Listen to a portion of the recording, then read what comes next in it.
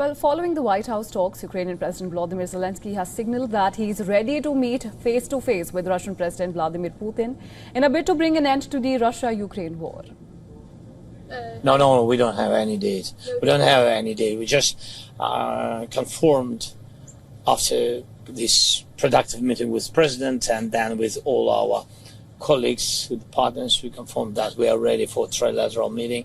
And if Russia proposed to President of the United States bilateral, and then we will see the result of bilateral, and then it can be the trilateral. So I said always, so Ukraine will never stop on the way to peace, and we are ready for any kind of format, but on the level of leaders.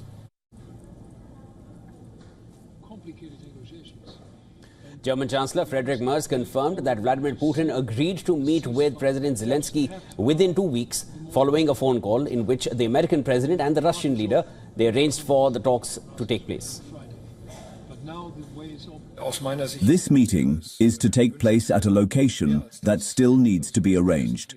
President Trump has agreed to then invite for a trilateral meeting again, so that the negotiations can now truly begin. Well, calling the talks good and constructive, British Prime Minister Keir Starmer said that there was a clear sense of unity among European leaders, President Trump and President Zelensky.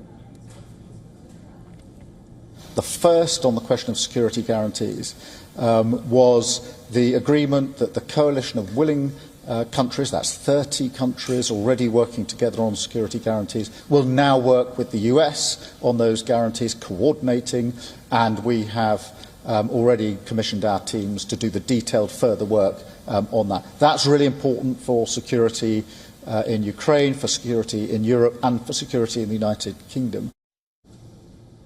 And after the Oval Office talks, French President Macron called for sanctions against Russia if diplomacy fails. But if at the end this process is met by refusal, we are also ready to say that we need to increase sanctions and, in any case, adopt a stance that puts more pressure on the Russian side to return to the negotiation table. This is essentially what was decided today. When asked whether territorial concessions were discussed, French President emphasized that the White House talks with Volodymyr Zelensky did not include any notion of Kiev surrendering land. German Chancellor Friedrich Merz also weighed in on the issue of territorial concessions. The Russian demand that Kiev give up the free parts of Donbass corresponds, to put it bluntly, to a proposal for the United States to have to give up Florida. A sovereign state cannot simply make such a decision lightly. This is a decision that Ukraine must make itself in the course of negotiations.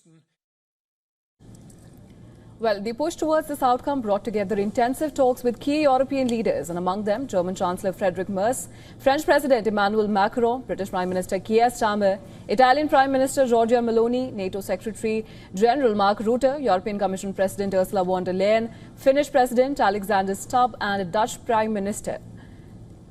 Now, the Oval Office talks came as President Trump pressed for a rapid end to Europe's deadliest war. However, Kiev and its allies worry that Trump may try to secure an agreement on Russia's terms, particularly after he gave President Vladimir Putin a warm welcome during their recent meeting in Alaska. And thanks to our partners, children, and my wife, First Lady of Ukraine. She gave the letter. It's not to you, to your wife. I want it. Yeah.